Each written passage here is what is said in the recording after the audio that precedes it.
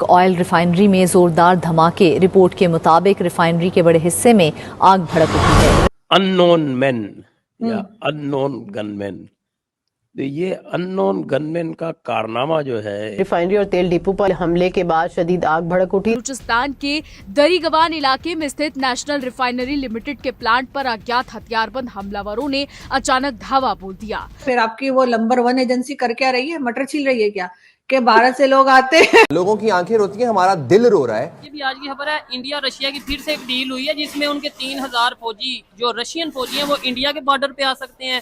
अरे अंकल, जहां आपकी खत्म होती है ना, वहां उसकी शुरू होती है। पंजाब, किश्तवाड़, अनंतनाग, राजस्थान, मेघालय, इन सारे जगहों पे मॉक ड्रिल्स शुरू हो रहे हैं। जब ये मामला हुआ ईरान नहीं आया तो पाकिस्तान ने कुछ वक्त के लिए अपना राब्ता मुनक़ता कर दिया और सिर्फ स्लो डाउन कर लिया, जिसको कहते हैं स्लो डाउन हो जाना, पीछे हट जाना। अब बताता हूं कि इन्होंने सारा कच्चा चट्टा खोल के रख दिया है। डबल गेम करने वाले सारे बेनकाब हो चुके हैं। उन्होंने बताया कि जी हम जब वापस जा रहे थे, पिछला जो राउंड था उसमें बड़े अखबार, अमेरिका के अखबार ने ये सजेस्ट किया कि इन्हें हिट कर देना चाहिए, और अब भी इन्हीं खदशात का इजहार किया जा रहा है। से तकरीबन 1 साल पहले इंडियन कश्मीर का इलाका था पहलगाम, वहाँ पे टूरिस्ट थे, उनके ऊपर हमला हुआ। कंपनी के बयान के मुताबिक बंदूकधारियों ने बिना किसी चेतावनी के रिफाइनरी परिसर पर अंधाधुंध फायरिंग शुरू कर दी। नमस्ते दोस्तों, जय हिंद। हिंदुस्तान स्पेशल में आपका स्वागत है। दोस्तों, तेल संकट के बीच पाकिस्तान में एक बार फिर ऊर्जा इंफ्रास्ट्रक्चर निशाने पर आ गया है। दक्षिण पश्चिमी बलूचिस्तान के दरीगवान इलाके में स्थित नेशनल रिफाइनरी लिमिटेड के प्लांट पर अज्ञात हथियारबंद हमलावरों ने हमला कर दिया। रिफाइनरी में आग लगा दी गई, जिससे शहरियों ने बताया कि रिफाइनरी से काला धुआं उठता दिखाई दे रहा है। कंपनी के बयान के मुताबिक बंदूकधारियों ने अचानक रिफाइनरी परिसर पर फायरिंग शुरू कर दी।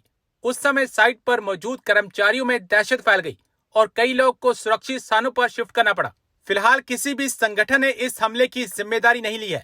यह हमला ऐसे समय में हुआ जब पाकिस्तान पहले से ही सुरक्षा चुनौतियों से जूझ रहा है, खासकर बलूचिस्तान जैसे संवेदनशील इलाकों में।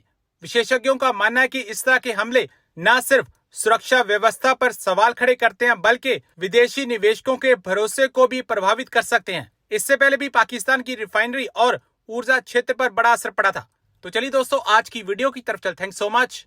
अननोन मैन या अननोन गनमैन, तो ये अननोन गनमैन का कारनामा जो है, या अननोन मैन, अब तो अननोन शेफ भी हो गए। पहले तो अननोन गनमैन थे, अननोन गनमैन और अननोन शेफ्स के जो कारनामे हैं वो बढ़ते जा रहे हैं। अभी वो साजिद मीर को भी इसी तरह से किसी ने पॉइजन कर दिया, बताते।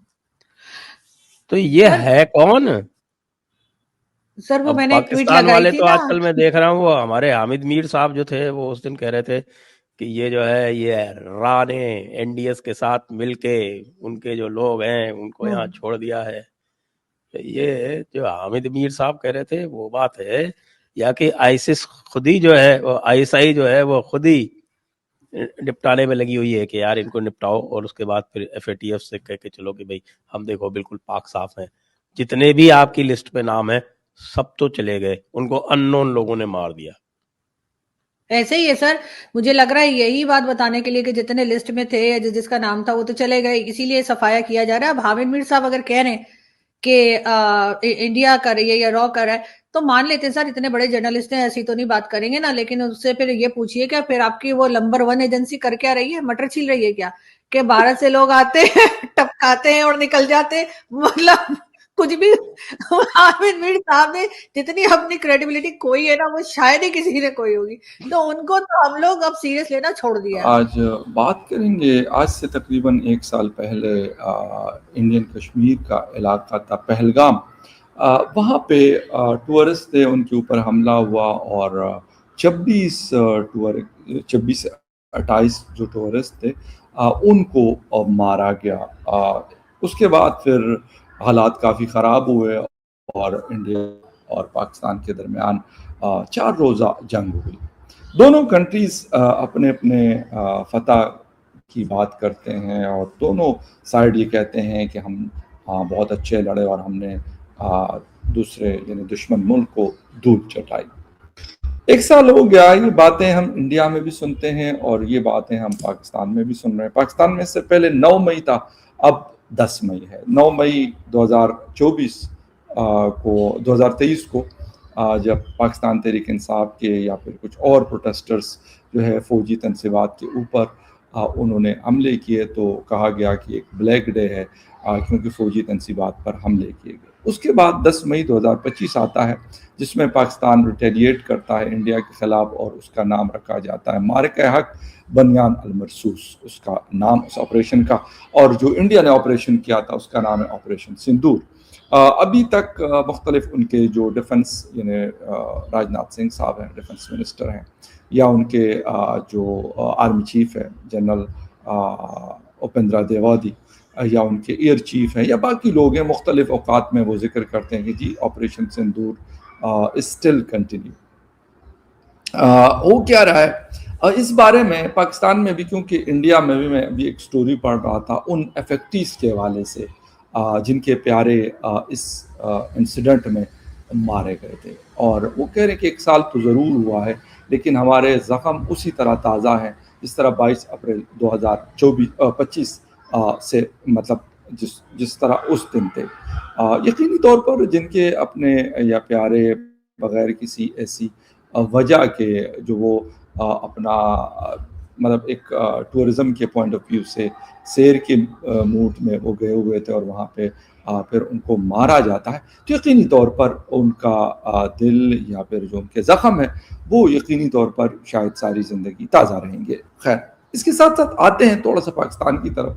पाकिस्तान के फेडरल इंफॉर्मेशन मिनिस्टर है जी अता तार, उन्होंने भी इस हवाले से कुछ बातें की और उन्होंने कहा कि पाकिस्तान की खुद मुख्तारी पर कोई समझौता नहीं होने देंगे। वैसे मुझे बड़ी एक हैरान कुन चीज़ याद आई कि पता नहीं खुद मुख्तारी क्या चीज़ होती है। खुद मुख्तारी ये चीज़ होती है कि जो उसकी डेफिनेशन मुझे पता है कि भाई आप अपने फ़ैसले खुद करते हैं। आप के घर में 1 रोटी है, 2 रोटियां हैं या आधी रोटी है, आप के अंदर अपने सिस्टम को चलाते हैं। लेकिन जो मुल्क 138 अरब डॉलर कर्ज ले चुका है और IMF के साथ अभी जो मैं कंडीशंस पढ़ रहा था, नई कंडीशंस 11 आई हैं, कुल मिला के 75 कंडीशंस IMF हमें दे चुका है और हमने उसको पूरा किया। अब सोचे जरा कि जो फैसला यानी अभी बिजली का अनाउंस कर दिया गया, जो हमने फरवरी का बिल पे किया है, वो कह रहे हैं दोबारा अब वो पे करना पड़ेगा। बाकायदा हुकूमत कह रही, क्योंकि उस वक्त कहते हैं हमने आपसे कम पैसे लिए। अब मुझे कोई ये बताए कि ये फैसले IMF जो करता है और फिर हम बात करते हैं सॉवरेनिटी की, तो बड़ी एक अजीब सी बात लगती है। आपके फैसले सऊदी अरेबिया से आपने पैसे लिए में, फिर आपको कहते हैं कि सूडान के साथ डील नहीं करनी,